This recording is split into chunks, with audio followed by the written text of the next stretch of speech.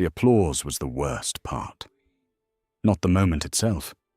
Not the sight of Aaron Evans standing at the ceremonial altar, steady and certain, like a man who had rehearsed this moment in private long before the night arrived.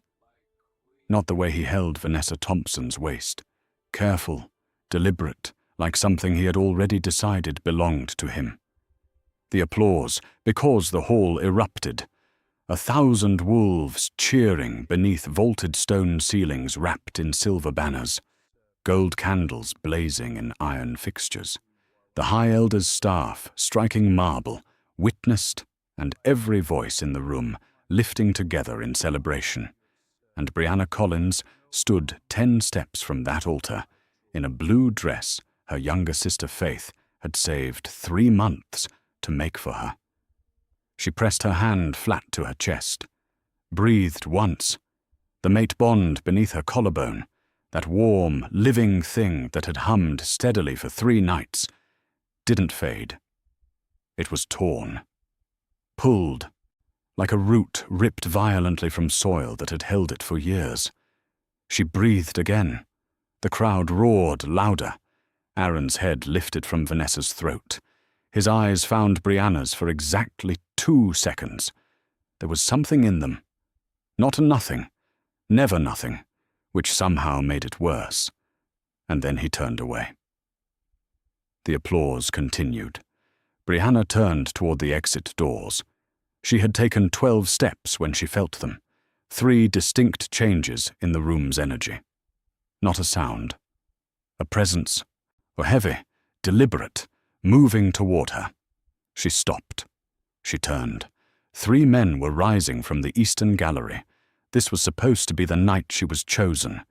Instead, it became the night the world learned what she was worth. 48 hours before the ceremony, Brianna Collins stood in the middle of the small bedroom she shared with her younger sister, turning slowly in front of a mirror that was slightly too short and leaning slightly too far to the right. The dress was deep blue, hand-stitched at the collar with tiny silver thread, fitted through the waist, flowing gently below. It was the kind of dress that did not announce itself loudly. It simply made the person wearing it feel worth looking at. Faith Parker stood behind her, fingers pressed together, waiting with the particular expression of someone who had worked very hard on something and was terrified to ask if it was enough. Brianna studied the hem.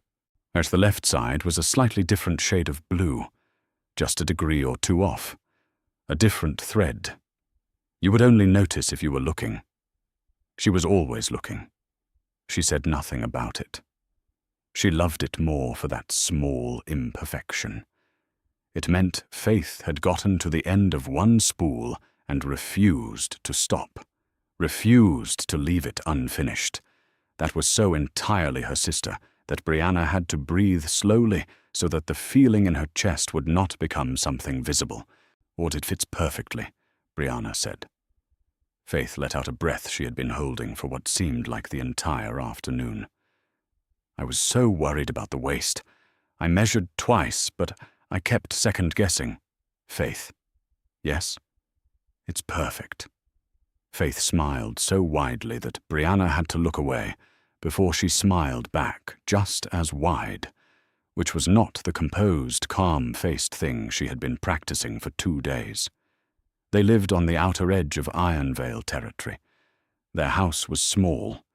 2 bedrooms, a kitchen with a window that let in good morning light, and a porch that had been repaired so many times it had stopped looking like one thing and started looking like a record of every repair. They were not a pack family of standing.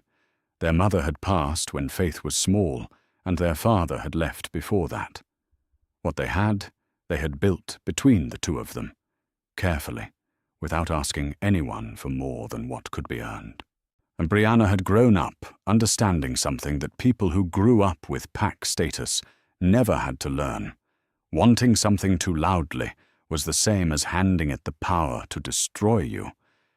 So she kept her wants quiet, kept her hope close to her chest, showed the world a calm face and filed everything difficult away in a private place where it could not be used against her. Faith did not have that problem. Faith felt everything at full volume and saw no reason not to. "Do you think tonight he'll finally—" Faith began. Brianna stopped her, gently but immediately. "Don't say it out loud." Faith closed her mouth, tilted her head. "Why not?" "Because if you say it out loud and it doesn't happen, it will hurt twice. Once for the thing and once for the saying." Faith was quiet for a moment. Then, softly, "And if it does happen?" Brianna turned back to the mirror, smoothed the skirt with both hands, for then it will have been worth the quiet. The bond had ignited 3 nights before. Brianna had been running the tree line at the eastern edge of the territory, something she did when the weight of the world needed somewhere to go. The dark was full and cool, the copper moon hanging low over the ridge, and the forest had that particular stillness it got in the deep of the night, when even the animals slowed. Aaron Evans had been there. Not as the Alpha King, not in any formal capacity. Just a man running the same tree line for what felt like the same reason. She had smelled him before she saw him. Warm cedar, clean wolf, the faint trace of iron that came from carrying authority long enough that it worked its way into the skin. They had both stopped at the same moment. She remembered that clearly. Neither of them surprised exactly. More like recognized. The bond ignited the way the old stories described it, like something clicking into place that had been slightly wrong before. Not dramatic, not a crash, just a quiet, complete settling. The feeling of a thing becoming what it was always supposed to be. He had reached for her hand in the dark. She had let him. His voice had been low and certain. "Stay close to me tomorrow night." She had believed him completely. That was the part she would think about later, in the silence after everything broke. Not that she had trusted him, or that she had done it completely. No reservation, no hedge. Full open belief in the words of a man who had held her hand in the dark and looked at her like she was something he had been searching for. She should have known. People who hold your hand in dark places and make promises are often the same people who step into the light and behave as though the dark never happened. But she hadn't known yet. Not then. Then, she had simply believed him. And the believing had been warm, and she had carried it home like something precious. The morning of the ceremony came with noise and light. The pack stirred early. Families in their best clothes moving toward the Great Hall district. Children running ahead of their parents. The air thick with anticipation, which for wolves had a particular quality. Electric, slightly sweet, shot through with the territorial markers of 100 families excited in the same direction. Brianna was in the communal courtyard when Gabriela Martinez found her. Gabriela was one of the pack's long-standing members, a woman of warm eyes and careful observation who had known Brianna since before Faith was born. She had the quality of someone who noticed things and held them without judgment. She studied Brianna for a moment. "You are not nervous," she said. "I am terrified," Brianna replied, "but I have learned to wear them the same way." Gabriela made a small, knowing sound. Or some people would say that is a gift. Some people haven't worn it long enough to know how heavy it gets. They stood together in the courtyard as the pack moved around them. Brianna watched the faces. All that excitement, all that hope, all that anticipation, directed outward and visible. She thought about what it would feel like to let hope sit on the outside like that, to not guard it. She had tried, once. She was 12. It had not gone well. She had filed that lesson away and not reopened it. The Thompson family arrived in formal pack colors, deep gold and ivory, pressed and exact. Vanessa Thompson walked with her family at the center of the procession, tall, composed, dressed in a way that announced her status without having to speak it.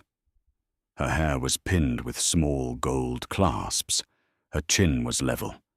She carried herself the way women do when they have been told their entire lives that what they carry has value. Brianna's eyes met Vanessa's for exactly 1 moment. Nothing hostile passed between them. It was simply an exchange of recognition.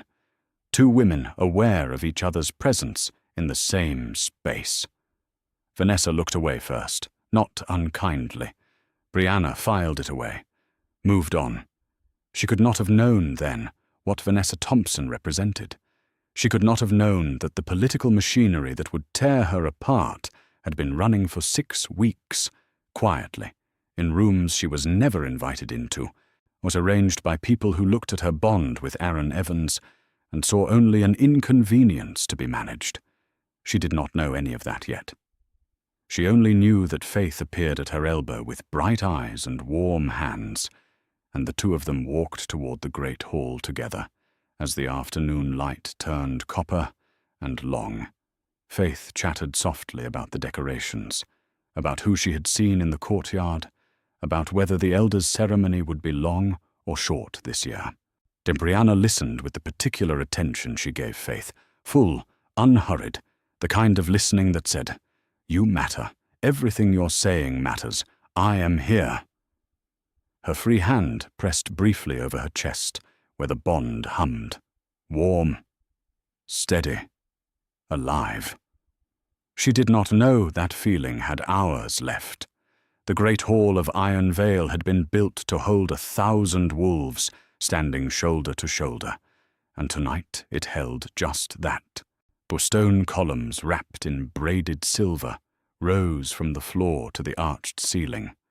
Iron candle fixtures ran the length of the hall, hundreds of them, burning amber, casting the room in warm, shifting light that made everything look slightly golden, slightly sacred. The High Elder's platform stood at the far end, elevated 4 steps above the floor, the ceremonial staff already in the Elder's hands, already gleaming. The scent of the room was enormous. What pack wolves, hundreds of them, warm and territorial and expectant. The specific combination of so many wolves in a formal space, heightened, communal, slightly charged. The scent of anticipation made physical. Brianna found her place near the center of the floor, toward the left of the gathering. Faith beside her. Gabriella a few yards away, already watching the crowd with those careful eyes of hers. The hall buzzed low and warm, like something about to resolve. Of the first 2 claiming ceremonies of the evening passed with warmth. An older couple, already bonded, but making it formal before the pack. A young male from the Eastern District, and his mate, both nervous, both grinning. The hall received them with affection. Brianna's pulse had been uneven since she entered the hall. Not in a bad way, in the way of someone standing on the edge of something they have waited for a long time.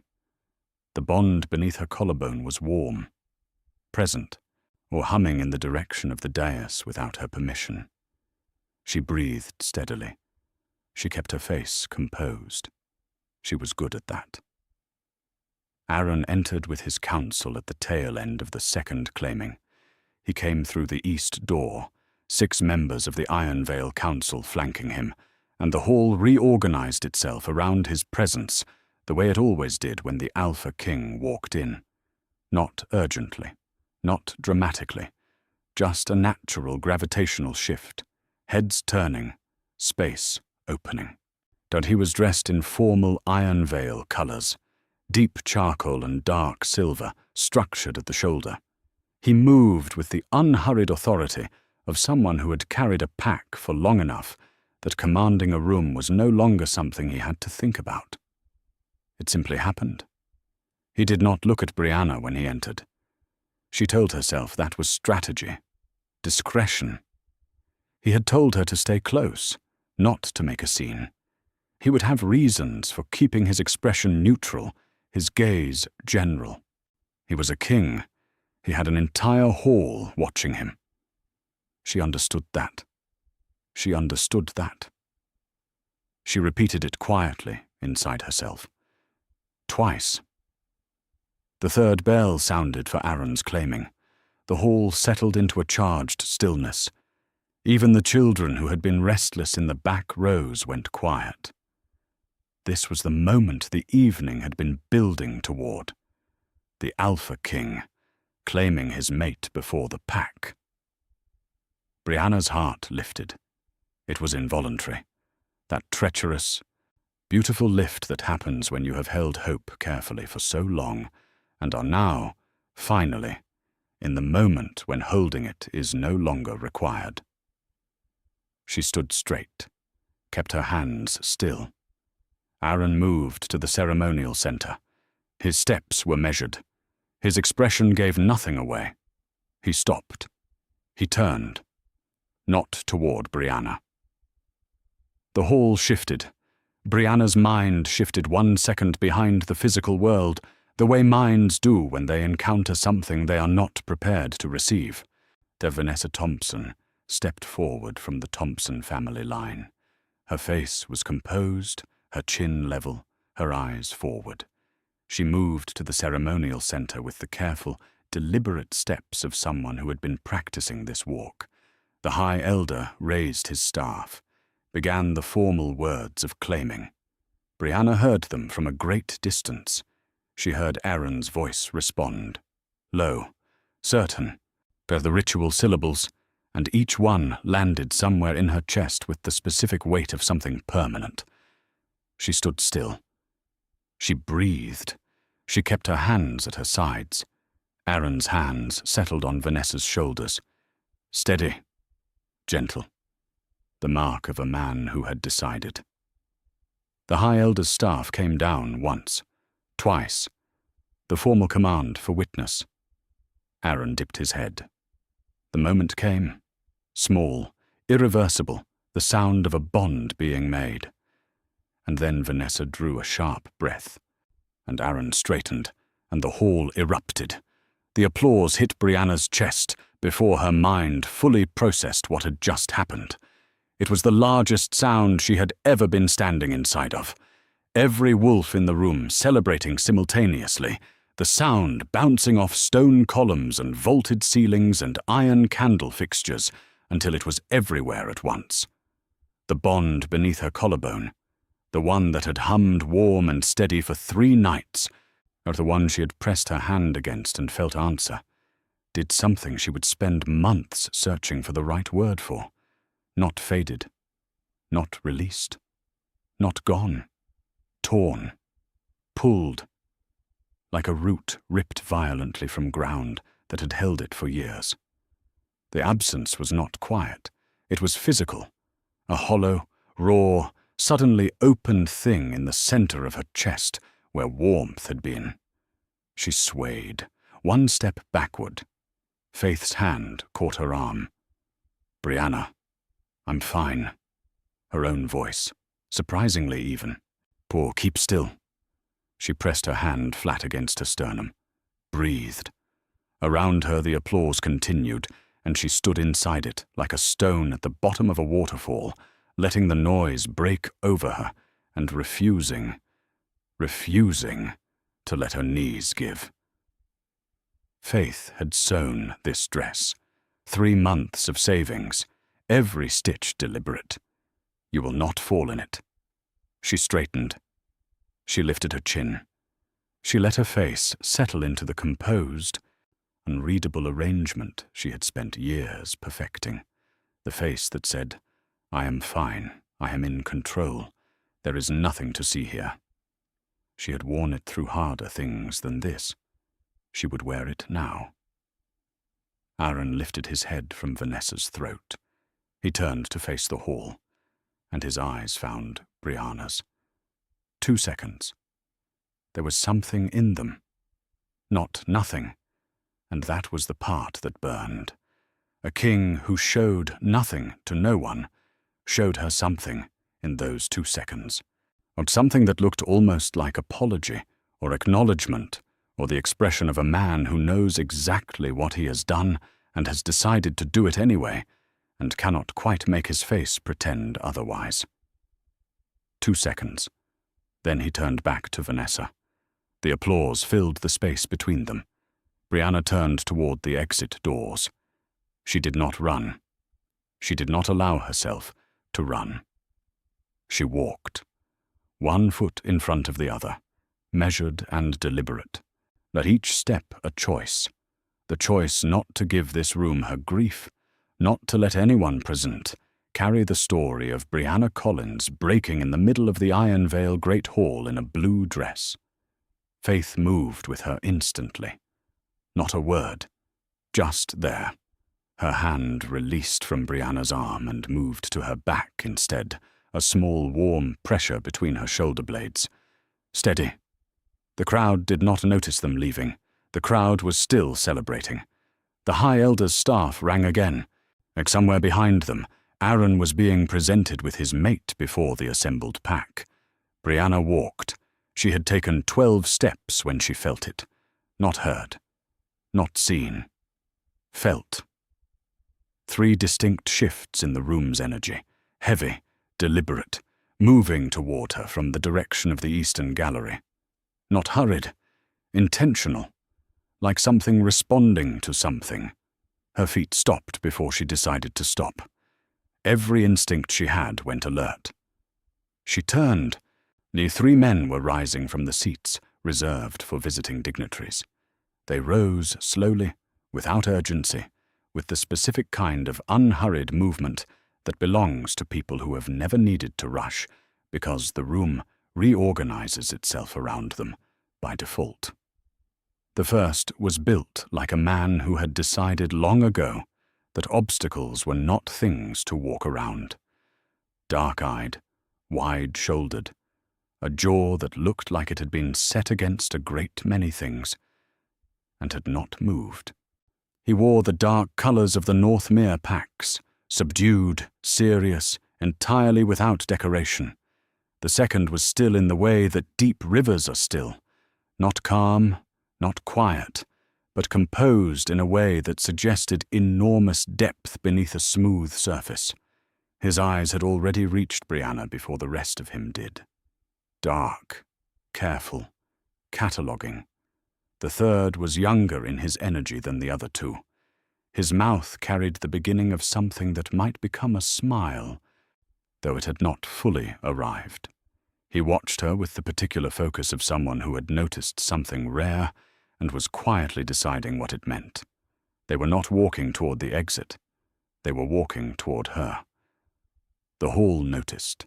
The celebrating thinned. People turned. Brianna heard rather than saw Aaron descend from the dais behind her, felt the shift in the room's dominance markers that his movement created. The first man reached her. He did not bow. He inclined his head, a small, deliberate acknowledgement, the kind that carries weight precisely because it does not come easily.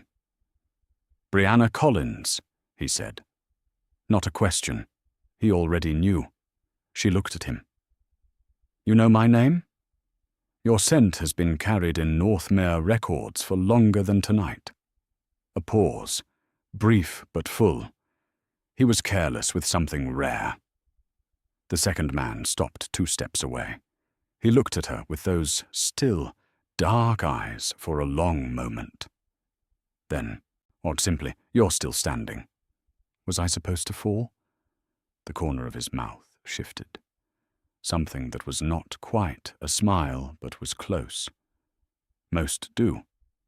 The third man tilted his head, studying her with that particular attention. "The bond beneath your collarbone," he said quietly. It did not disappear. It changed. Her hand moved to her chest without permission. Behind her, Aaron's footsteps on the marble. And the hall, which had been celebrating 30 seconds before, went the specific kind of quiet that only happens when power shifts, and every wolf in the room feels it simultaneously. 3 Alpha Kings from 3 separate territories had risen from their seats and walked across the great hall of Iron Vale toward a woman standing alone in a blue dress. That was not ceremony. That was not courtesy. That was something else entirely. This was supposed to be the night she was chosen. Instead, it became the night the world learned what she was worth. For his name was Benjamin Roberts, Alpha King of the Northmere Pax, a territory that ran along the northern ridge and carried a history of hard winters and harder decisions. He had ruled it for 11 years. He had not been challenged in 7. He spoke plainly because he had spent too much of his life in rooms full of careful, dancing words, and he had decided at some point that plain was better. He stood before Brianna in the great hall doorway and held his ground without pressing it, not surrounding her, not crowding her, simply present, the way a wall is present, solid and unhurried. The second man was Samuel Phillips, Alpha King of Caldervale, a territory known for its intelligence networks and its silence. Samuel was the kind of man who gathered information the way some men gathered weapons, quietly, thoroughly, without revealing how much he had until the moment it became useful. He stood 2 steps back from Benjamin, and his eyes moved steadily across the hall, cataloguing the room while appearing to do nothing of the kind. The third was Nicholas Anderson, Alpha King of Ashbourne West, the youngest territory of the 4, and arguably the most carefully watched. Nicholas had inherited his kingship young and had spent the years since proving it had not been a mistake. He moved with a lightness that the other 2 did not have, not carelessness, but a kind of ease that came from confidence rather than position. Or together they created a perimeter around Brianna that every wolf in the hall could read. Not surrounding, flanking. There was a difference, and it was the kind of difference that carried an entire message without a single word. Aaron descended the dais steps, crossed the hall floor. His expression was controlled, but something had shifted beneath it, some precise crack that had not been visible before. He looked at the 3 kings. He looked at Brianna. His voice came out even, or because he had trained himself to deliver things even. She is under Iron Vale's protection. Benjamin Roberts looked at him for a long moment. When he spoke, he was not loud. He did not need to be. Then Iron Vale should have protected her an hour ago. The hall absorbed that. So did Aaron. The High Elder descended from the platform, slowly, with the careful steps of an elder who had presided over more difficult nights than this one and had survived them all. He stopped a respectful distance from the gathering and addressed Brianna directly, which was notable because it meant he was speaking to her, not about her. "The ancient law of the pack grants you right of challenge," he said. "A publicly separated fated mate may invoke proceedings. The hall stands as witness." He waited. The room was entirely still. Aaron's jaw tightened by the smallest possible degree. His hands were at his sides. He looked at Brianna with an expression she could not fully read. Complicated, controlled, containing something that might have been dread if kings were allowed to experience dread in public. Brianna was quiet. She felt the pull of it. She would not pretend she did not.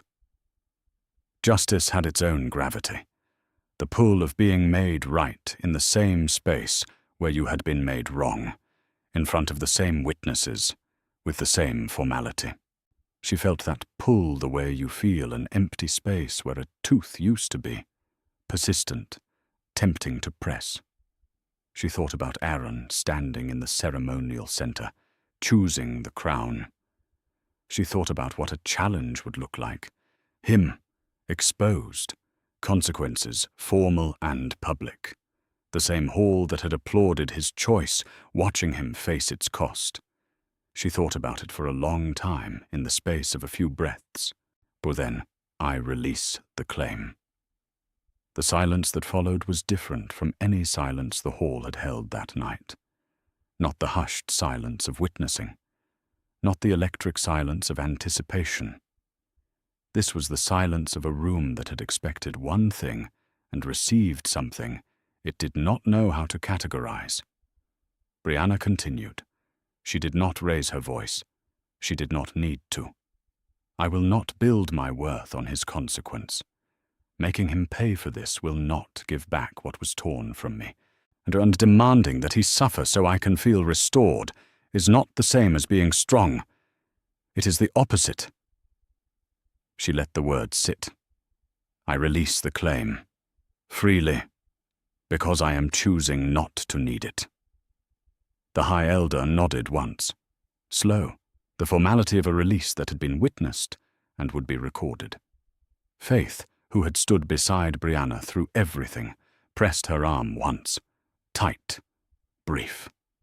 The communication of someone who has no adequate words and is offering what she has instead. Brianna turned toward the doors. The three kings, without any visible signal between them, turned with her. Aaron did not follow.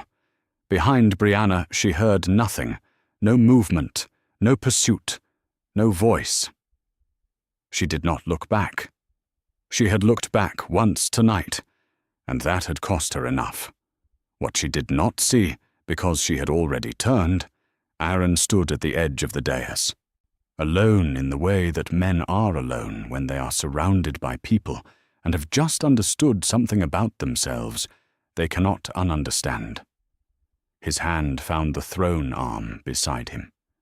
He gripped it, not dramatically, just with the particular pressure of someone who needs something stable. The mark on his throat gleamed in the candlelight. Vanessa had been escorted away by her family, carried off on the current of the celebration that was slowly, awkwardly resuming around the strange thing that had just happened in the middle of it.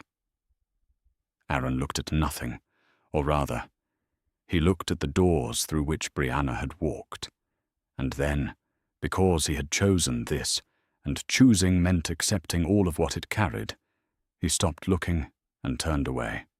The cost of that turning was visible only to Gabriella, who had been watching quietly from the left side of the hall all night, and who filed it away in the same careful way she filed everything. Outside the hall, in the cool stone corridor, Faith's hand found Brianna's in the dark. The bond scar beneath Brianna's collarbone pulsed. Once. A sharp, distinct beat. Not grief, exactly. Not grief anymore. Something new. Something that had no name yet.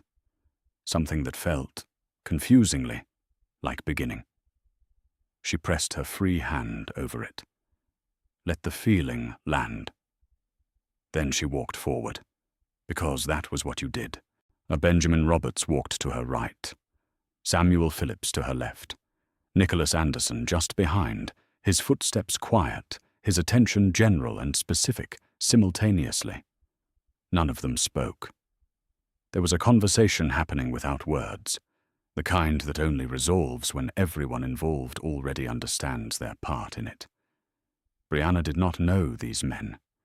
She did not know their histories or their territories or their reasons. She only knew that they had risen when she walked out, and that a man who had chosen differently had not.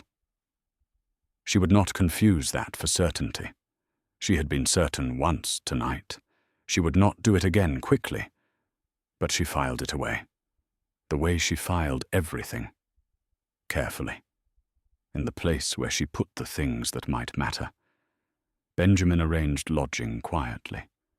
No announcement, no ceremony around it.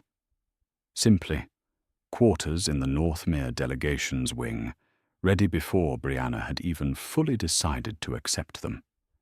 Clean rooms, 2 beds, a window that looked out over the lower territory, and a fire that had already been lit when they arrived. Brianna noticed, She filed it away. She did not know, yet, how to receive kindness that asked nothing in return. She had received kindness before, but it had almost always come attached to something, an expectation, a reminder, a slow-building debt. Kindness that simply existed without a ledger attached to it was unfamiliar territory. She thanked him. Briefly. He nodded once and left. Faith, exhausted and wrung out in the specific way of someone who had felt every one of the night's emotions on behalf of someone who couldn't, was asleep within minutes of lying down. Her breathing went slow and even, her fingers still faintly clutched around the edge of the blanket, her face soft with the particular peace of someone too tired to hold anything else. Brianna sat at the window. She could not sleep. She had known she would not be able to sleep. The bond scar beneath her collarbone was still warm, not painfully, but persistently. A phantom warmth, the kind that comes from a wound that has closed but remembers what it was before. She pressed her hand over it and felt it pulse under her palm, slow and low, like something very far away still trying to reach her. She thought about 3 nights ago on the tree line, the copper moon, Aaron's hand in the dark. She thought about the 2 seconds in the great hall when his eyes had found hers and shown her something real, something genuine, something he had clearly decided in advance not to let himself show for more than 2 seconds before composure came back down. She thought, he knew. He had known at the tree line. He had already made his decision, or already been told what his decision would need to be, and he had still taken her hand and said, stay close. She sat with that for a long time.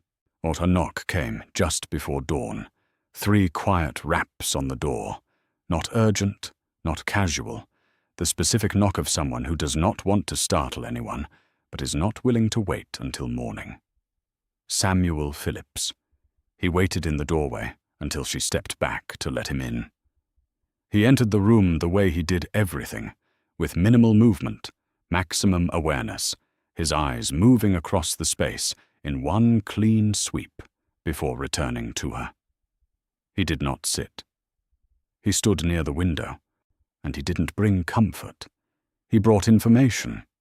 Samuel was the kind of man who understood that comfort, while sometimes useful, was not always what a situation required, and that the more respectful thing was to offer honesty and let the person decide what to do with it. My network intercepted a communication, he said, dated 6 weeks ago, between members of the Iron Vale Council and the Thompson family. The alliance was arranged before the ceremony, or Aaron's council presented it as the condition of the coalition's continued support. Brianna was quiet. He was pressured, Samuel continued. The threat was dissolution of the Pact's southern alliances, loss of trade routes, possible territorial challenge. They gave him the choice of the bond or the crown, and they gave him 3 days to decide. He chose the crown. She heard her own voice, steady, factual. He chose the crown. He believed, according to the correspondence, that you were resilient enough to survive it. Brianna let that land. Let it settle into the shape of what it was. He was wrong, she said finally, about what surviving would cost. Samuel nodded. He did not try to soften it. He simply acknowledged it, which was what she needed. Not to have the difficulty managed, but to have it seen. They stood in the quiet for a moment. Outside, the territory was beginning to move into early morning, the faint sounds of a pack community waking, distant and indistinct through the window glass. "Why are you telling me this?" she asked. "Because you have a right to the full picture," he said. "What was done to you was not entirely impulse. It was arranged and calculated, and the people who arranged it are not done." She turned to look at him. "What do you mean, not done?" and that was when she saw it. Her eyes moved past Samuel to the small table near the door, a table that had been clear when she sat down at the window. One of her belongings had been moved, a small item, personal, that she had set on the opposite side of the room when they arrived. Now it was on the table near the door, not fallen, not shifted accidentally. Placed. Her whole body went still in the particular way of someone whose animal instincts have registered a threat before the rest of them has caught up. When Samuel saw her go still, his expression sharpened immediately, not alarmed, but alert, the way a man with a long history of intelligence work goes alert when the pattern he has been watching becomes concrete. "Someone was in here," she said. "Yes." He was already moving. Not urgently, not in panic, but with the efficient certainty of someone moving through a protocol. He crossed to the door, looked into the corridor, came back. This was not a burglar. Nothing is missing. This was a message, or deliberate. Someone wanted you to know they could reach you. She looked at the moved object for a long moment. Her mind was working quickly, sorting what she knew from what she didn't. The ceremony, the release of the claim, the 3 kings rising, the communication Samuel had intercepted. "They targeted me specifically," she said. "Yes." "Why?" "I'm not politically significant. I have no pack standing, no alliances, no—" "Your family name," Samuel said. He stopped, chose his next words carefully. "Brianna. The Collins line appears in territorial records that predate the current 4 kingdoms, ancient documents. Your bloodline is not common pack origin. It is something older." She looked at him. "What does that mean?" "It means someone else already knows, and they are afraid of what happens when you find out." In a separate wing of the Iron Vale Palace, Nicholas Anderson had spent the night doing what Nicholas did best, moving through spaces and gathering information without appearing to do either. He had a way of being in rooms without drawing attention, of asking questions that sounded like small talk, of being pleasant and light and entirely unassuming, while his mind ran at a speed his expression never revealed. By the time the sky began to lighten, he had confirmed Samuel's finding about the bloodline through a secondary source, an old territorial archivist who had been startled by Nicholas's precise questions and had been talked very smoothly out of asking why a visiting Alpha King was in the records room at 4 in the morning. The Collins name appeared in founding documents, not as a minor family, not as a common line, as one of the original bloodlines from which all 4 current territorial kingdoms had descended. But if that was publicly acknowledged and verified, the territorial power structure as it currently existed would need to be entirely reconsidered. Someone did not want it acknowledged. Someone had wanted Brianna Collins publicly humiliated, stripped of her bond, and quietly gone before anyone started asking questions. They had miscalculated in a significant way by underestimating what 3 visiting Alpha Kings would do when they witnessed the public treatment of an original bloodline. But Benjamin found Brianna in the corridor outside her room just after dawn, standing in the grey morning light, hands at her sides, doing the private internal work of someone who has received a great deal of difficult information and is deciding what to do with it. He did not ask her questions. He did not offer analysis. He simply stopped beside her in the corridor, and then, without announcement, without making a point of it, he positioned himself between her and the open end of the hallway, the direction from which any approach would come. It was instinctive. His body had made the decision before anything else had. She noticed. She always noticed. "I don't need guarding," she said. He looked at her with those dark, steady eyes. "I know." A pause. "I'm not guarding you. I'm choosing where I stand." She looked at him for a moment. Then she looked at the corridor. Then at the grey light coming through the window at the end of it. "They knew about the bloodline," she said. "Before tonight, they've known for a while. Yes. They wanted me removed before I found out. Yes. And they used Aaron's counsel to do it, pressured him into the claiming." Benjamin was quiet for a moment. He still chose it. Pressure does not remove choice. She nodded slowly. That was the honest thing. Pressure existed, and choice existed, and the one did not cancel the other. He had been given a hard choice. He had made it. Both of those things were true simultaneously. "But what happens now?" she asked. Benjamin looked out the window at the grey territory beyond the glass. "Now we find out who sent the message in your room, and we decide what to do when we do." Brianna pressed her hand once more against the bond scar, felt it pulse. Pain was data, she had told herself at the window in the dark. She was beginning to understand that survival was not the same as living, and that the difference between them was whether you used what you survived to move toward something, or simply used it to stay away from more pain. She pressed her hand against her chest and felt the scar pulse once more. Something with no name yet. Something that was not grief. Something that was beginning. By the following morning, the entire territory knew. The pack ran on information the way other communities ran on water, constantly, in every direction, without stopping. And the information running through Iron Vale's veins that morning was specific.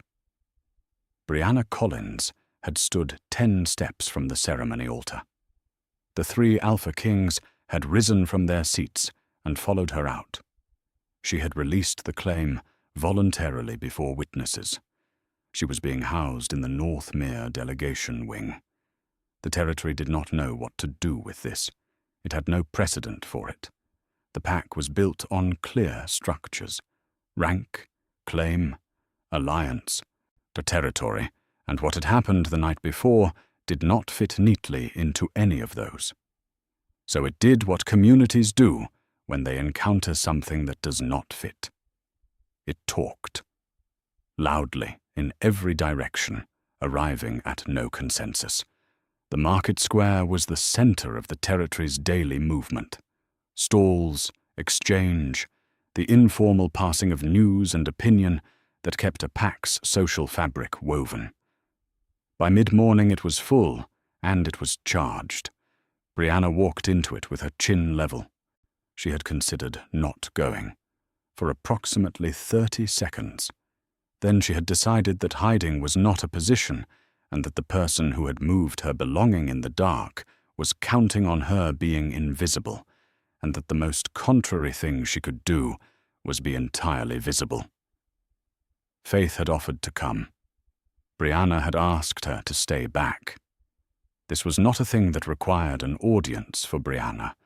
It required the opposite. She needed to walk into that square alone and do it cleanly. Or she was not alone, as it turned out. Benjamin was already in the square when she arrived, moving through the stalls with the particular understated presence he had, which somehow took up more space than men who actively tried to fill rooms. Samuel was near the eastern entrance, Nicholas near the western, none of them walking together, none of them drawing attention to themselves. And yet they were absolutely, unmistakably, arranged in the space. Aaron was also present. Across the square from Brianna, standing with members of his council, dressed in Iron Vale formal. His presence in the square on this specific morning was a political statement in itself. Absence would have read as guilt, as disorder, as a king retreating from his own territory. He had to be here. He could not look at her directly. She could feel that, even from across the crowd. The deliberate way his attention moved consistently in directions that were not hers. She moved through the stalls, had bought nothing, was buying nothing. Her presence here was the entire point of her presence here. The first voice came from her left. Collins. She turned.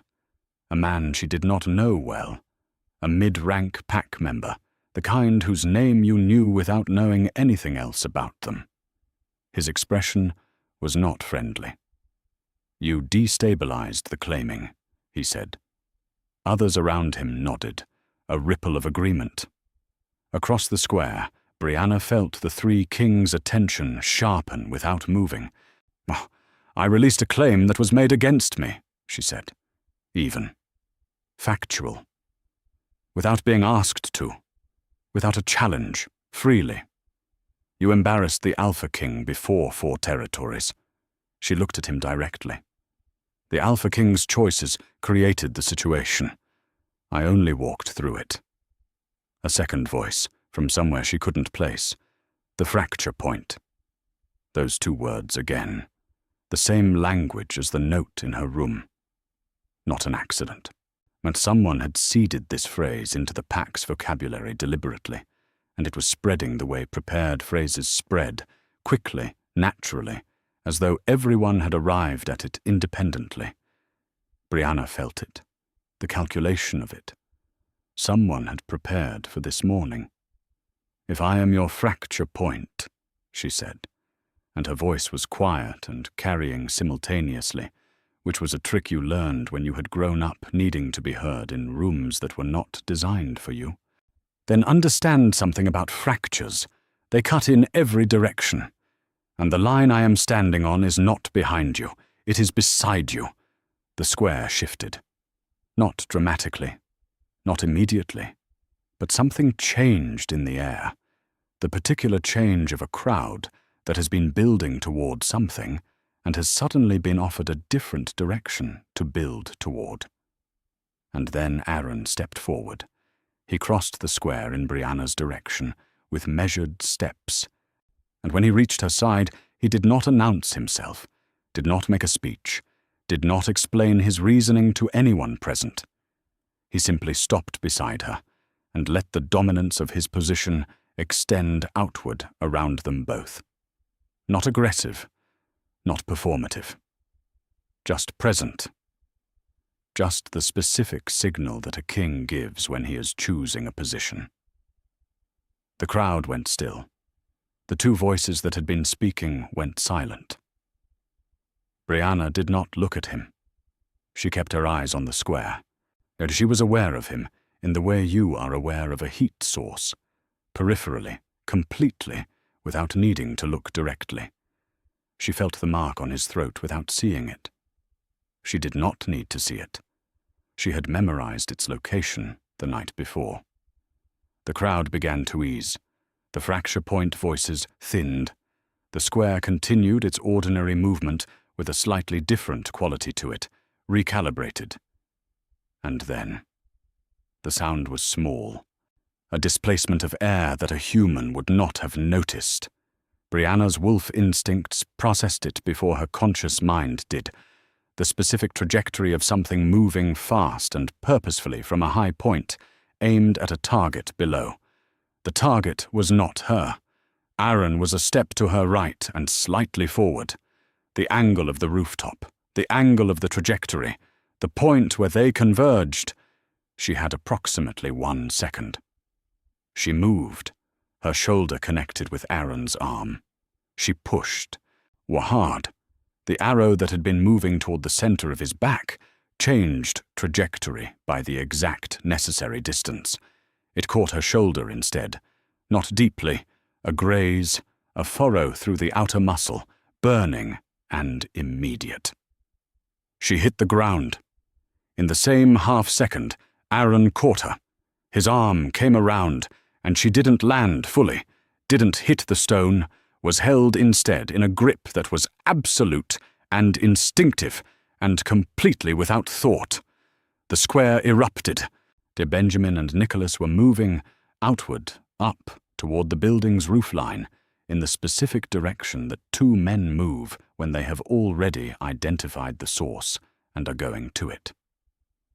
Samuel was barking instructions to the people closest to him, clearing the immediate area, organizing the response with the efficiency of someone who does not need to pause to think about what comes next. Aaron had not let go of Brianna.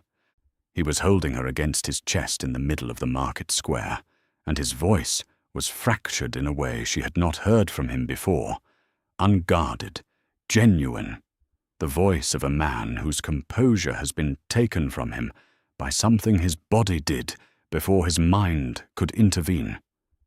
"You don't get to do that," he said. She looked up at him.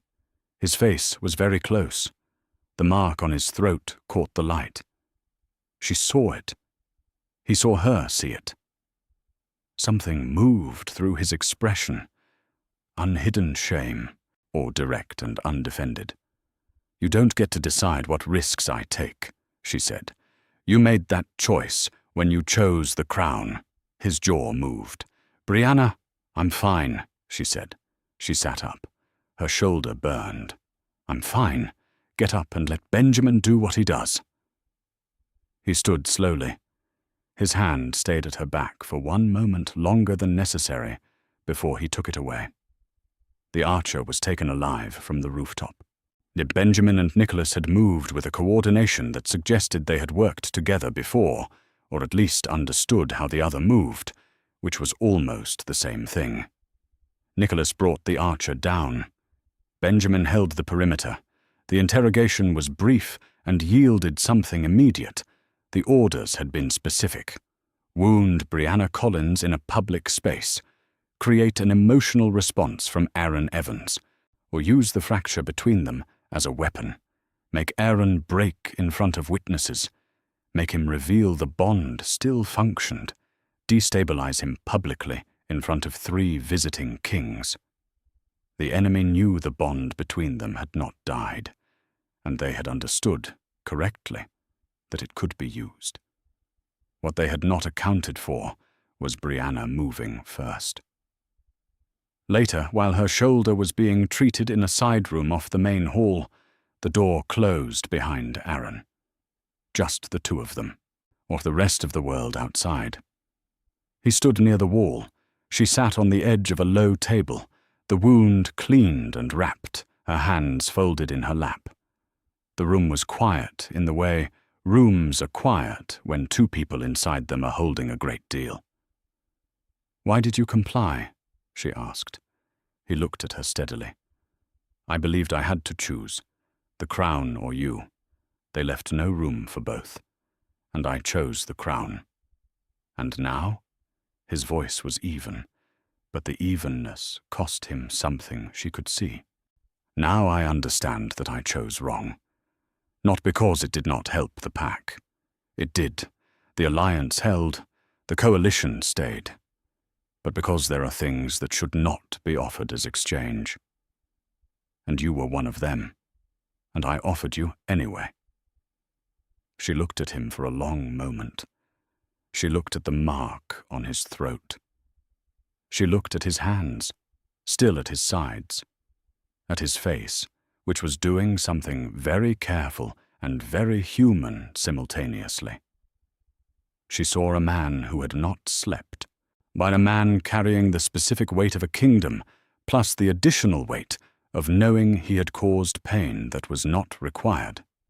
She saw the architecture of his shame, not performed, not strategic, real. It did not excuse it. She was not going to let him think it did. "Consistency," she said quietly. "Not words. What you say in this room is easy. I have heard easy words in dark corridors before. Consistency is what I need." He nodded, slow. "Then watch me." The room was quiet again for a moment, or she looked at her wrapped shoulder, then at the door, then at him. "Start by going back to the square and making it clear to your pack that I am not the fracture point. I am the line they need to get behind." He looked at her for another moment. Then he moved to the door. His hand paused on the handle. "Thank you," he said. His voice was very low. "For moving." She did not answer. She did not need to. He opened the door and went. 2 days after the market square, or the shoulder healed faster than it should have, faster than a human wound would, which was the gift and the given of being a wolf. By the second morning, the burn had become a dull ache, and by the second afternoon, Brianna was moving freely, pressing her fingers to the wrapping periodically, not because it hurt, but because the reminder was useful. The letter arrived mid-morning. Black wax. No crest, or carried by a courier who knew nothing, had been given it by a man he did not recognize in a location he could not specify in any useful way. The courier had not been harmed, he had simply been used. Samuel took the letter first, examined the wax seal, looked at the paper, the fold, the specific way the edges had been handled. His eyes moved across all of this in the time it took most people to pick up an envelope. He handed it to Brianna. She read it herself, or she had insisted on that, not being protected from information, not receiving summaries from people who had decided what she needed to know. If the letter was about her, she would read it. The words were short, direct, deliberately simple. The kind of simple that comes not from a limited vocabulary, but from someone who wants to be perfectly understood and has stripped away everything that might create ambiguity. Send the Collins woman beyond pack borders. The coalition withdraws from the arrangement. Keep her and Ironvale burns. She lowered the letter. The room was quiet. 5 of them present. Aaron, Samuel, Benjamin, Nicholas, and a senior member of Aaron's council who had been there when the letter arrived and could not now be excluded without making a different kind of statement. Benjamin's jaw flexed once, though Nicholas looked at the letter in Brianna's hands with an expression that said he was considering several things simultaneously and had not yet decided which one to act on. The council member looked at Aaron. Aaron looked at the letter in Brianna's hands. Brianna watched him. She was watching him the way you watch someone when you need to know something true about them, not their words, not their strategy, but the thing that happens in the first second before the strategy arrives, or the instinctive response, the honest one. She watched him do the math. She could see it, not the math of the situation, which he already knew, but the moral math. Crown here, her there. The same equation, the same pressure, dressed differently, delivered more explicitly. The same choice that had been handed to him in a room she had never been invited into 6 weeks ago. He had done this calculation before. He had come up with one answer before. 1 second passed. Maybe 2. No, Aaron said. Or simple. Immediate. Without breath around it, without a pause to consider the political weight of it. The word came out as though it had been waiting at the front of his mouth and merely needed the question to release it. The council member's face changed. Alpha King, the coalition has significant leverage over the southern... No. Aaron turned to look at him, not harshly, but completely. Draft a response. The answer is no. But anyone who threatens this territory through her will find that she is not a vulnerability. She is the line. They have built a war on misunderstanding that, and I am not going to allow them to continue building. The council member was quiet. Aaron looked back at Brianna. She was looking at him. That was all. Just looking at him, in that direct way she had that communicated a great deal without requiring words. Something moved through her chest that was not forgiveness. She was not there yet, or would not be there quickly, and he needed to know that. But it was something before forgiveness.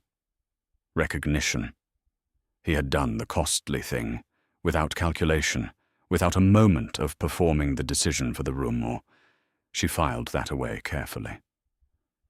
There is a response, she said. Beyond refusal. Refusal is the correct answer, but alone it is passive. It says what we will not do. We need to say what we will. Samuel looked at her. What are you proposing? A joint public appearance? All 4 territories represented simultaneously. United front, visible to every wolf in every territory. Remove their primary assumption, that we are fractured, that the space between us is a weapon they can use. She looked around the room. Samuel, you handle intelligence. Find out who sent the letter. Not the courier, not the messenger. The source. He nodded. Benjamin, perimeter. I want to know every entry and exit point of this territory, and who is watching them. He nodded. Not Nicholas. Public optics. You have a way with crowds. Use it. I need the story running through this pack to change direction. She looked at Aaron. You handle the political messaging from Iron Vale. You are the Alpha King here. The message needs to come from you in your own territory. And you? He asked. I handle myself. A beat of silence. Then something moved at the corner of Nicholas's mouth. Quiet. Genuine. He looked at Benjamin. Benjamin looked at nothing in particular. Samuel looked at Brianna with those still, careful eyes of his, and appeared to be recalibrating something in a significant way. Aaron nodded. Once. Slow. The room moved. Later that afternoon, in the quieter part of the palace, Benjamin found Brianna on the balcony. The territory spread below them, rooftops, the market square, the outer wall, and beyond it, the ridge line catching the last of the afternoon light. He stood beside her without preamble. He had that quality. He never approached a situation with preamble.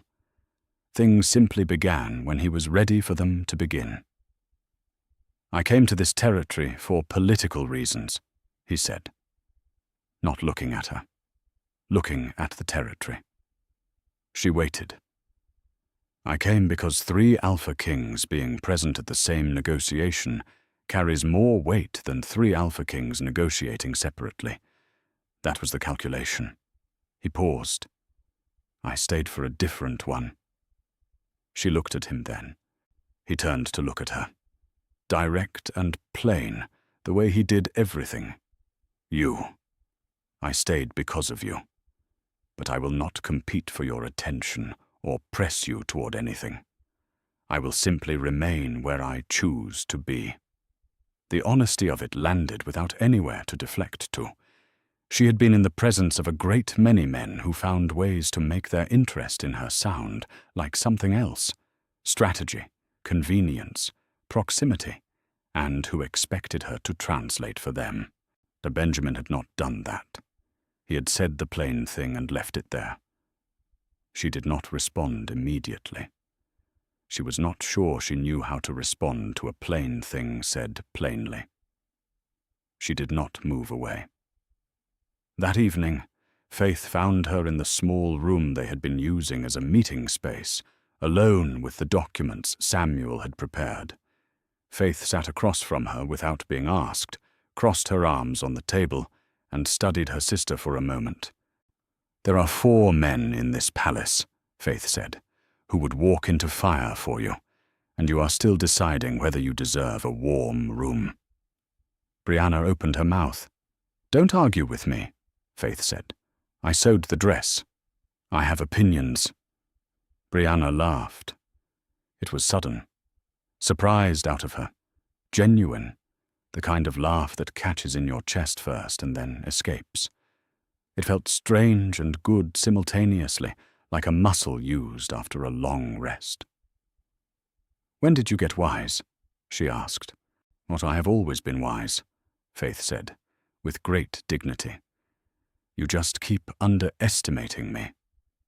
Brianna looked at her sister across the table, thought about 3 months of saved money and a hem stitched with the wrong color thread because Faith had refused to leave it unfinished.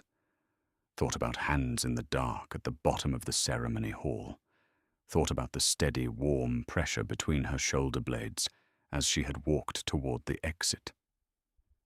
"I don't underestimate you," she said. "I just forget, sometimes, that not everyone is waiting for me to fail." Faith reached across the table and put her hand over Brianna's. "I know," she said quietly. "That's what I'm here for, to remind you." Outside, the territory was moving into evening. 4 Alpha Kings, in different parts of the palace, through different corridors in separate rooms, were each doing their part of the thing that Brianna had assigned them. The enemy's calculation was already failing. It had been built on the assumption that a woman publicly separated from her bond would be isolated, frightened, and manageable. It had not accounted for what she would do with the space. But somewhere beyond the ridge, the real power behind the arranged letter was watching. And they were very unhappy with how the numbers were coming out. They were recalculating. That was the dangerous part. 1 week later, the conspiracy did not end dramatically. That was the first thing Brianna would tell Faith about it afterward.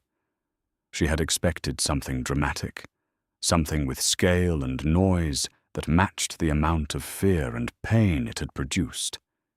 It had not been that. It collapsed. The coalition that had orchestrated the arrangement was smaller than it had appeared. 3 families, 2 territorial brokers, and 1 old political grievance that had been nursing itself for years, waiting for the right pressure point. What their strategy had been elegant, in the way that strategies built on deception are elegant. It depended entirely on the target behaving as expected, which depended entirely on the target being who the conspirators thought she was. They had thought Brianna Collins was a complication, a private bond that could be quietly managed, separated, and removed. They had not thought she was anything more than that. Samuel's network had unraveled the communication chain over 6 days. Patient, systematic, they're following each thread back to its source with the particular thoroughness of a man who does not stop when he finds an answer, but continues until he finds the question underneath the answer. By the time he presented the full picture, every name, every connection, every arranged letter and pressured council member and threatened alliance, it was so complete that there was nothing left to argue about. Benjamin's perimeter work had identified 3 agents operating within Ironvale territory. They were removed without incident, cleanly, quietly, the way Benjamin did everything. He informed Brianna of this not as a report, but as a simple statement of completed action. She thanked him. He nodded once. Nicholas had done the thing he was born to do with public spaces. He had moved through them and talked and listened and redirected and gently, over the course of several days, changed the story the pack was telling about Brianna Collins from fracture point to foundation. He did it through the specific magic of conversation, which he wielded with the casual expertise of someone who had always known that the stories a community tells about people are not fixed things.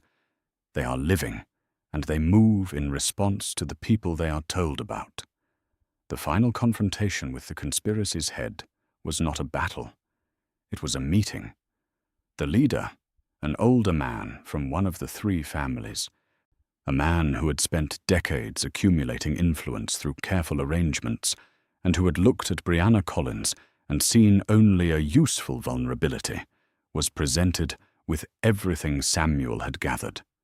He looked at it, looked at the 4 Alpha Kings standing in the room with him, looked at Brianna standing at the center of them, not between them, not surrounded by them, but standing with them as one of 5 people in that room, each with a distinct and equal weight in it.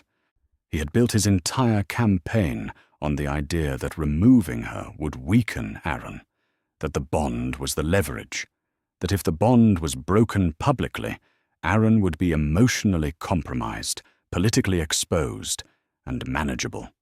He sneered with the particular contempt of a man who still believes he holds the best cards even when the hand has been laid flat on the table. "You risk Iron Vale for her?" Aaron's answer came slowly, deliberate, of the words of a man who has thought about this and arrived at something he believes completely. "I risk nothing for her. I stand with her. There is a difference. Your coalition built its entire campaign on misunderstanding that difference, and now you are sitting in the wreckage of it." The words spread through 4 territories faster than news of the outcome. That sentence, specifically, became the line that was repeated in markets, in council chambers, or in the conversations between pack members who had been trying to figure out what had happened in the Iron Vale Great Hall and what it meant. He stands with her. Not for her. With her. The distinction mattered. Every wolf who heard it understood why. The coalition fractured cleanly. The threat dissolved. The exile demand was formally withdrawn and publicly noted. The Iron Vale alliance held. And then came the quieter resolutions. When Samuel found Brianna in the archive room, 2 days after the confrontation. She had been reading the old territorial records, learning the history of the Collins line in the way she learned everything, slowly, thoroughly, sitting with each piece until she understood it. He stood in the doorway until she looked up. "I came here calculating territories," he said. "Coalition strength and intelligence advantages and political balance. That was the entire purpose of my presence." She waited, "While I leave having learned something about worth that I will apply to my own kingdom." He said it plainly, without decoration. The Collins line, publicly acknowledged and verified, shifts the territorial structure in ways my council will need years to fully understand. But I want it noted, separately, that what changed my understanding was not the bloodline. It was you. He inclined his head, a formal acknowledgement, genuine, full of weight. "I will not press anything further," he said. "That is not why I said it. I said it because it is true, and you deserve to hear true things from me." She looked at him for a moment. "Thank you, Samuel, for the information you brought me in the dark, for the honesty." He nodded, turned, left. Nicholas was easier to say goodbye to, in the way that warm things are easier. They do not ask you to be heavy, only to be present. He found her in the main courtyard on the morning his delegation prepared to leave.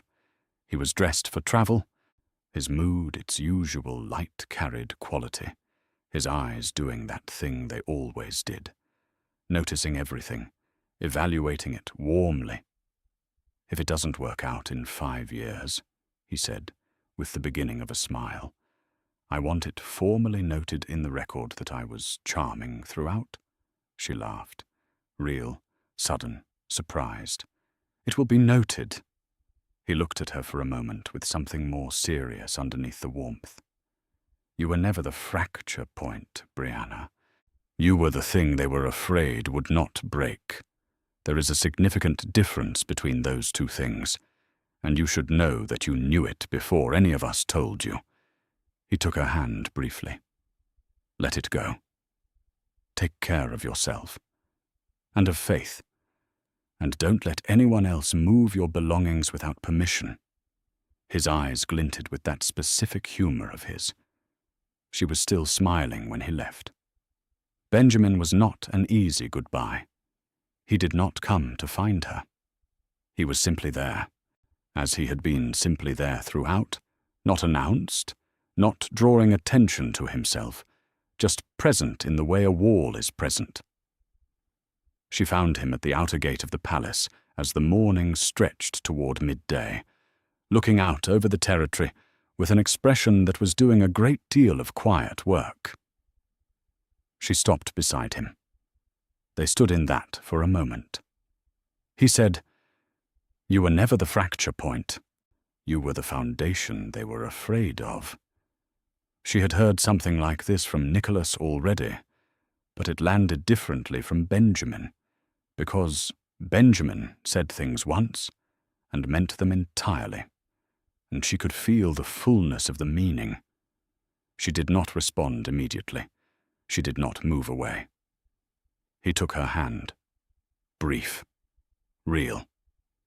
"I'll leave the door open," he said. Not a metaphor, not a performance. A plain statement of fact. He meant it the way he meant everything. Completely. Art without decoration. He released her hand. He walked toward the gate. He did not look back. Not because he did not want to, she understood now, but because he was the kind of man who, having said what he had to say, trusted her to hold it. She watched him go. Then she pressed her hand over the bond scar beneath her collarbone. Felt it pulse. Different now from what it had been a week ago. Less raw, more deliberate. The pulse of something choosing. Aaron found her in the small room, without windows that they had been using for meetings. The one with the table and the chair, and the documents that were now resolved and cleared away. He came in and closed the door behind him, and for a moment neither of them said anything, because the room was full enough already. He did not kneel. He did not make a speech. He sat across from her at the table, simply directly, in the way of a man who is not here to perform anything, only to say something. "I have been wrong about what strength requires," he said. "I believed it meant making hard choices without letting them cost you anything, without showing the cost. I thought that was what it looked like." A pause. "I understand now that strength is feeling the full cost and choosing correctly anyway, and that the second part, choosing correctly, depends entirely on the first. If you do not feel it, you will choose wrong." She looked at him. "I felt it," he said quietly, "but I want you to know that. I felt the bond tearing and I stood still for it because I had decided that was what I had to do. And feeling it and standing still for it anyway was the worst thing I have ever done." She was quiet for a long moment. She looked at the table, at her hands, at the space between them. "The mark on your throat," she said finally. He did not look away. He did not reach for his collar or shift in his seat. He held her gaze and let her see that he was not going to pretend it was not there, not going to manage her reaction to it, not going to ask for any particular response from her. "I know," he said. "I will carry it. I am not asking you to forgive it or to forget it." "Then what are you asking?" He was quiet for a moment. The room was very still. Outside, distantly, the territory moved. The ordinary sounds of a pack community in its ordinary rhythms are carrying on the way communities do when their crises have resolved. "Time," he said, "and the chance to be consistent. Not to say the right thing once and expect the account to be settled, but to do the right thing every day, not once, in ways that are not watched by a hall full of witnesses, in ways that do not benefit me politically, in ways that are only between us, until you can see a pattern, until the pattern is the answer." She sat with that. He was asking her for exactly what she had asked him for in the side room after the market square. Consistency over words, a pattern over a single gesture. He had been listening. He had been listening more carefully than she had realized, and he was reflecting back to her the thing she needed, not the thing that would make the moment easier for him. "You don't mark me tonight," she said. "No. Immediate. Absolute. You earn it." "Yes." She looked at him for another long moment, or then she extended her hand across the table. not in surrender, not in forgiveness, not yet, not completely, not in the simple way stories preferred, in partnership, in the acknowledgement of two people who have a great deal of work ahead of them and are choosing, with their eyes open, to do it. He took her hand. Equal pressure. Not dominating, not retreating. His grip said, "I am here and I am staying, and I know exactly how much that costs right now, and I am paying it willingly." But the bond scar beneath her collarbone pulsed. Not pain, not loss. Alive. Choosing. The assembly took place that afternoon on the Iron Vale balcony that looked out over the gathered representatives of all 4 territories. They had come, Samuel's people from Caldervale, Nicholas's from Ashbourne West, Benjamin's from Northmere, and they stood in the lower courtyard looking up, and behind them was the Iron Vale pack filling the space back to the gates. Brianna stood at the railing, or she had not prepared a long speech. She did not have a long speech in her. What she had was the plain truth, and she had spent her whole life learning that the plain truth, spoken directly, was more powerful than most things people spent enormous effort constructing. "I was marked as a fracture point," she said. Her voice carried. "I was separated from my bond in front of witnesses.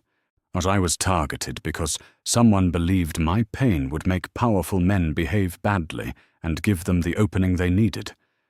They were wrong." She let the courtyard hold that for a moment. "Not because I am remarkable, but because being discarded and refusing to disappear is something every wolf in this pack understands. You have all survived something. You have all been told, at some point, by someone, that your pain was manageable, that your loss was a reasonable expense, that what you carried was small enough to be ignored." She looked across the faces. "It is not. It never was. And standing here and refusing to be quiet about it, that is not strength. That is just the plain, ordinary courage of a person who is still here." She stopped, looked at the assembled wolves. "I am not above you. I am beside you. And I am still here." The response was not what she expected. She had expected applause, the big, warm, crowd noise of a hall celebrating. What she got was different. It started at the front of the courtyard and moved back through the crowd, slow, deliberate, spreading like something natural, the particular bow of wolves acknowledging not authority, but earned standing. Heads down, briefly, not to a rank, to a person who had stood in front of something that would have leveled most people and had remained upright. In the gallery above the courtyard, Benjamin Roberts inclined his head. Beside him, Samuel Phillips did the same. Don Nicholas Anderson at the end of the gallery bowed his head with them. 3 Alpha Kings, bowing, not to Aaron, to her. The image moved through 4 territories before nightfall. That evening, Brianna and Faith sat on the outer wall of Iron Vale, watching the sun set over the territory. The light was long and copper, the same color it had been 3 nights before the ceremony, when everything had still seemed clear, what when the bond had been warm and certain, and Brianna had believed in a hand held in the dark. Faith leaned her head on Brianna's shoulder. Her weight was familiar and warm and entirely right. "Did you ever think it would go like this?" she asked. Brianna considered the question honestly. Not the diplomatic version, not the composed version, the honest version. She thought about the dress and the hem stitched with the wrong color thread, or she thought about 12 steps across a stone floor and the choice not to run. She thought about a displaced object in a dark room and Samuel's voice saying pain was data. She thought about Benjamin saying, "I'm not guarding you, I'm choosing where I stand." She thought about Aaron saying, time and the chance to be consistent. "No," she said. A pause. "But I think I always knew it had to go through something terrible first." Faith was quiet for a moment. Then, as with the gentle certainty of someone who has been thinking about the important things, the dress held up. Brianna laughed, full and real and surprised and good. The dress held up. They sat together on the wall as the copper light moved off the territory and the first of the evening stars arrived. Behind them, Aaron was in the palace, giving her this quiet. Not because she had asked for it, or because he had understood she needed it and had chosen to offer it without being asked, which was one small step in a long series of steps, but it was the right step, and she had felt him make it. Later, not tonight, not soon, but later, she would reach for him. Because she had survived the worst thing that had been done to her, and had discovered, in surviving it, that she was not a person who needed to be chosen to have worth. She was a person whose worth had always existed, and who had simply been waiting for the right circumstances to make that visible. She would choose back. Not because she owed it, because she wanted to. Because wanting something and choosing it freely, with your eyes open, knowing the full cost, that was not the same as hoping quietly in the dark and believing a hand held in a corridor. That was different. That was better. The bond between them would not snap back like something repaired. It would settle. The way a scar settles. Stronger at the break. Permanent. Chosen. When Aaron found her later at the wall's edge, he did not reach for her first. He waited. He had learned, without her having to teach it explicitly, that the most powerful thing he could offer was the choice to reach back. She turned. She looked at him. She saw a man with a mark on his throat and a crown on his head and a history of one wrong choice and a commitment to 1,000 right ones. She reached for his hand. He took it. Equal. Steady. Oh, no dominance. No retreat. Just two people choosing in the dark to begin.